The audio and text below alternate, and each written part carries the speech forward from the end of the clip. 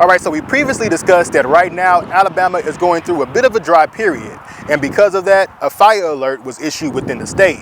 But there's also another group being affected by this, and right now, relief has become a waiting game.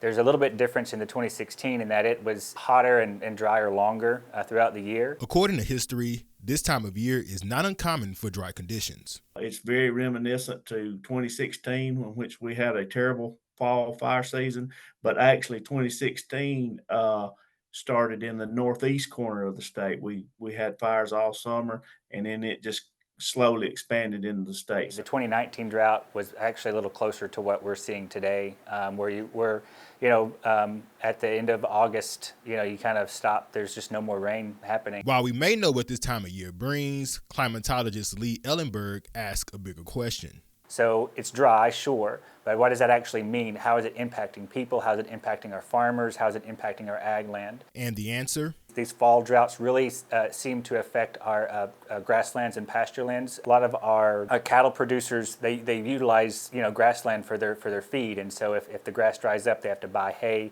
That can really affect their bottom line and their overall operation. The Alabama Office of the State Climatologist at UAH and Auburn University's Alabama Drought Research Program partner to help understand how these conditions affect the agricultural community. On almost a weekly basis, Brianne and I, we talk together. She reaches out, so we know for sure that these areas in South Alabama, there's some of the peanut harvest is being delayed because it just hasn't rained in so long. So is there relief in sight? There's a lot of uncertainty in forecasting 2 weeks, much less 2 months. What we always say is, it's Alabama. It's going to be dry at some point. How can farmers prepare for these conditions? The main thing is to be resilient to these weather patterns. So if you're a farmer, investing in irrigation, investing in cover crops, investing in practices that can make you more resilient to these short dry periods, because in the future, there will be dry periods. For Fox 54 News, I'm Ken McCoy.